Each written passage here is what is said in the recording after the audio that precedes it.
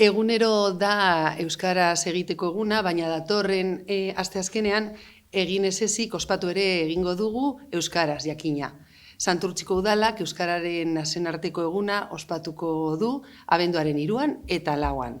Asteazkenean hilak 3 Euskararen nazioarteko egunean berbodromoa egingo da Gernika parkean, goizeko 9:30 aurrera udal euskaltegiko eta ekako ikasleen eskutik.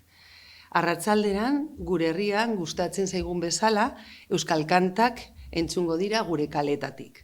Santurtzi kantari taldeak antolatutako kalejira arratsaldeko 6:00 aurrera.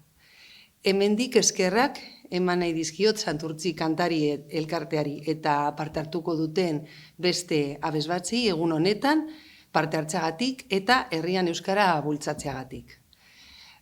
Abenduaren 4, ostegunean, iluntzeko arratsaldeko 8:00 Anton Telleriak Ninini komedia ikuskizuna eskainiko digu Serantes Kultur aretoan. Telleriaren bigarren komedia ikuskizuna da, eta bere buruaz hitz egingo du etengabe zintzotasun ariketa batean. Hitz egingo digu bere buruarekin duen harremanaz, bere izenaz, bere bikotekideaz, komiko izateaz eta bertsolaria ez izateaz. Animatu eta zatoz gurekin Euskararen eguna ospatzera. Abenduaren 3 Euskararen eguna ospatu nahi dugu. Horretarako kantu jira egingo dugu.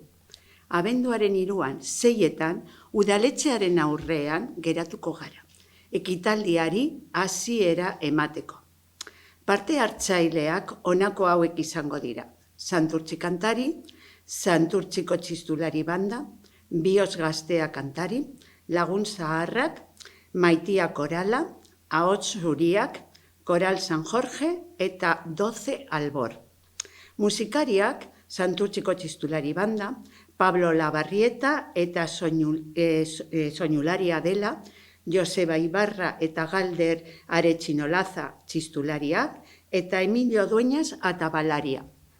Euririk egiten ez badu, ibilbide hau jarraituko dugu.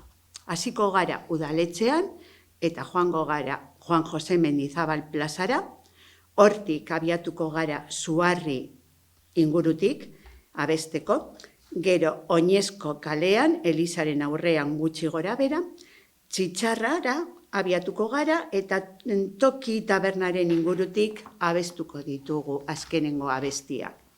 Eguraldi txarra egingo balu, Parke Nagusiko arkupeetan abestuko genuke. Abenduaren 3 6:00 elkartzen garenean kantutegiak banatuko ditugu. Ekitaldi hau santurtziar guztientzako da, eta parte hartzera animatzen zaituztegu. Baina bi baldintza daude. Umore honez etortzea eta laukidun zapia jantzita ekartzea. Bueno, pues anima zaitezte eta etorri gurekin abestera.